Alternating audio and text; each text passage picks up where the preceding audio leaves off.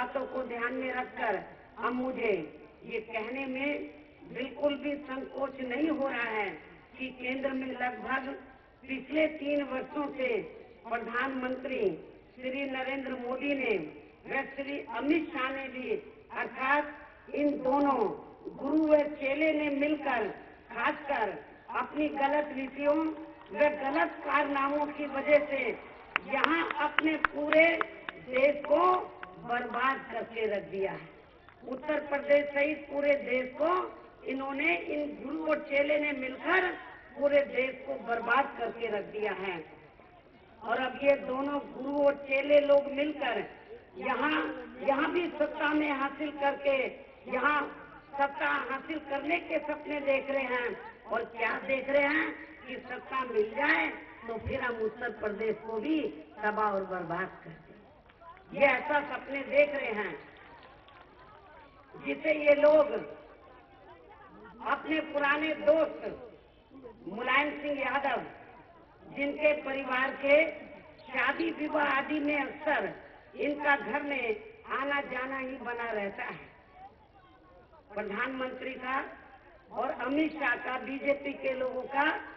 श्री मुलायम सिंह यादव, ये इनके पुराने दोस्त हैं। इनके घर में शादी विवाह होती है तो ये लोग जाते हैं, इनका आना जाना अक्सर बना रहता है। तो इसे अब मुलायम सिंह को तो उनके बबुआ ने उनको रिटायर कर दिया है राजनीति से, तो इसे अब ये लोग इनके बबुआ की मिली भगत से पूरा करना चाहते हैं, उत्तर प्रदेश को बर्बाद करने के लिए। लेकिन इनकी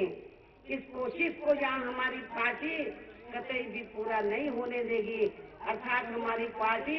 अपने उत्तर प्रदेश को अब यहाँ कतई भी तबाह और बर्बाद नहीं होने देगी। और अब संक्षेप में मेरा यही कहना है कि यदि आप लोग, ये आपके क्षेत्र के साथ साथ पूरे उत्तर प्रदेश के भी लोग बीजेपी व अन्य विरोधी पार्टियों की इन सब बातों को ध्यान में रखकर वे इनके सभी साम दाम दंड भेद आदि हथकंडों से भी सावधानी बरतते हुए ये चुनाव लड़ते हैं। और इस मामले में खासकर ये लोग इनके प्रलोभन भरे चुनावी घोषणा पत्रों के बहकावे में भी नहीं आते हैं। इसके साथ ही विरोधी पार्टियों द्वारा मैनेज किए गए मीडिया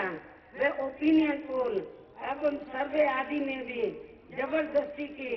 अपने अपने पक्ष में हवा बनाने वाली इनकी खबरों से भी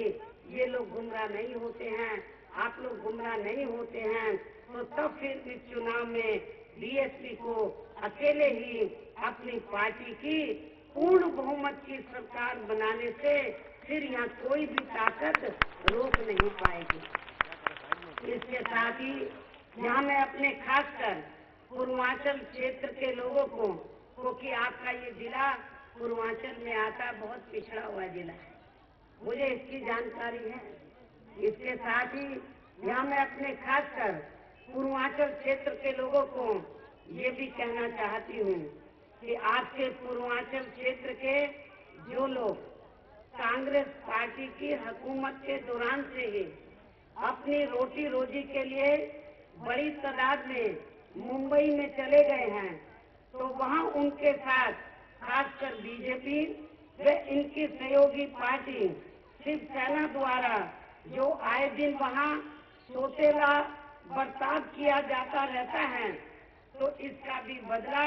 अब आप लोगों को इस चुनाव में या भारतीय जनता पार्टी से ब्याज सहित जरूर लेना है। अपने उन लोगों का बदला आप लोगों को इस भारतीय जनता पार्टी से यहाँ ब्याज सहित जरूर लेना है। इसी प्रकार कांग्रेस पार्टी ने यूपी के दिल्ली में बसे हुए लोगों को गंदगी बताकर जो इनका काफी अपमान करती रही है, तो उसे भी अब आप लोगों को इस चुनाव में जरूर सबक सिखाना है। इसके साथ ही समाजवादी पार्टी तो चुनाव का नतीजा आते ही या खुद ही ऑक्सीजन में चली जाए, और यदि इसमें कुछ कमी कमी भी रह गई तो उसे फिर इनके खुद के चाचा श्री शिवपाल यादव ही जरूर पूरा कर देंगे। ऐसी स्थिति में अब आप लोगों को अपना वोट